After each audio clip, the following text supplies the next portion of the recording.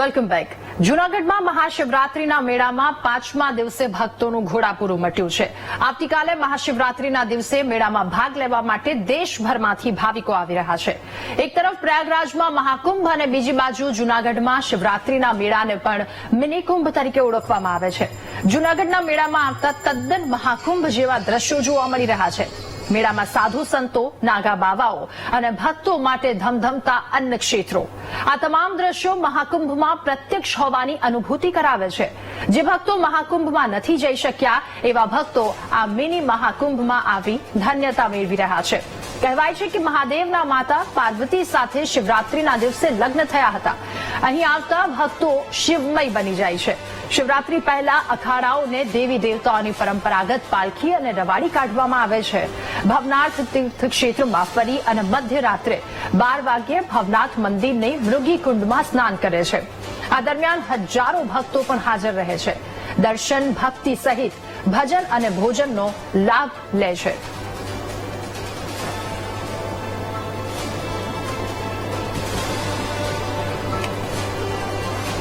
મહાત્માઓ જેને સિદ્ધિ આપણે કહીએ છીએ, મરઘી કુંડમાં સ્નાન કરવાથી મહાત્માઓને સિદ્ધિ પ્રાપ્ત કરે છે.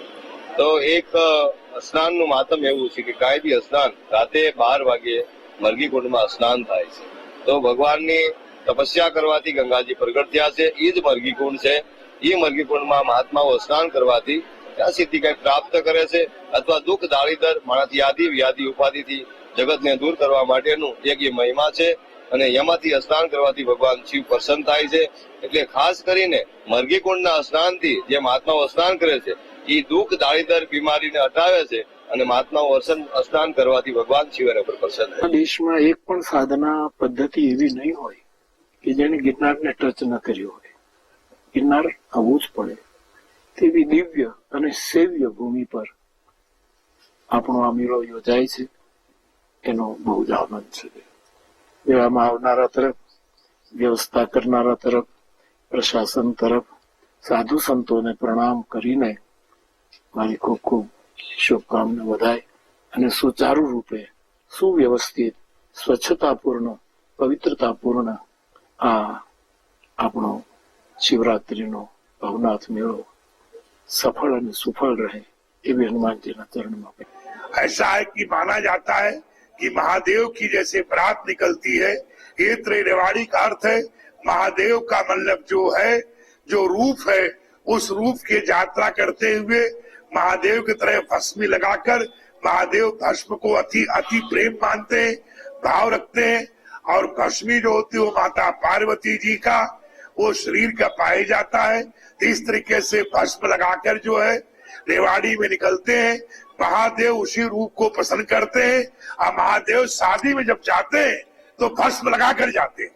इसलिए महादेव का अति प्रिय भूषण भस्म है.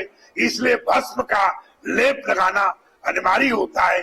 इसलिए उसको समूह के द्वारा निकलने कारण यहाँ की लोकल भाषा में रेवाड़ी कहते हैं. और उसके बाद ठीक आके जब अमृत समय होता है तो मृगी कुंड में महादेव का जब आने का समय होता है, उनके नहाने के बाद सारे साधु संत नहाते हैं और वो जलाभिषेक महादेव का स्नान का जो होता है, महादेव का जलाभिषेक लोग करते हैं. આખા ભારત ભરમાંથી, આખી દુનિયામાંથી તમામ શ્રદ્ધાળુઓ આવે છે, તેમજ સાધુ સંતો અહીંયા આવે છે અને એક ખૂબ જ ભવ્ય અને દિવ્ય વાતાવરણ ઉભું થતું હોય છે અને એક આસ્થાનો સુંદર ને મહેરામણ ઉમટતો હોય છે.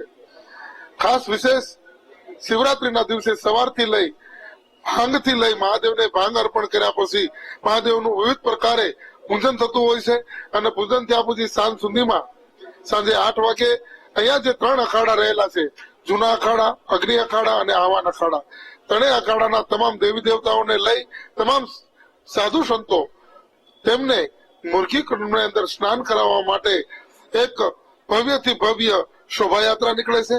એની પાછળ અમારા અખાડાના તમામ સાધુ સંન્યાસીઓ નીકળે છે, તેમજ વરિષ્ઠ મહામંડલેશ્વરો બધા જ એક રથમાં સવાર થઈ અને આ એક સુંદર અમૃત સ્નાન કરવા માટે, મુરઘી કુંડમાં સ્નાન કરવા માટે ખૂબ સરસ અને ખૂબ જ લોકોની અંદર એક આકર્ષણનું કેન્દ્ર હોય છે અને સનાતનને ઉજાગર કરતું અને સનાતનને મજબૂત કરતી ખૂબ જ એક ઉજળી પરંપરા છે.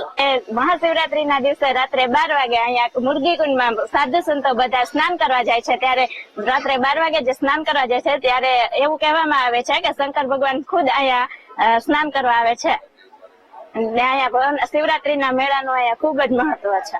બહુ સરસ માહોલ છે, વ્યવસ્થા બહુ સરસ છે અને શિવરાત્રીની રાત્રે જે સ્નાન થાય છે એમાં શંકર ભગવાનનું સ્વરૂપ આપણે જોવા મળે છે સાચું, અને અહીંની વ્યવસ્થા પણ બહુ સરસ છે.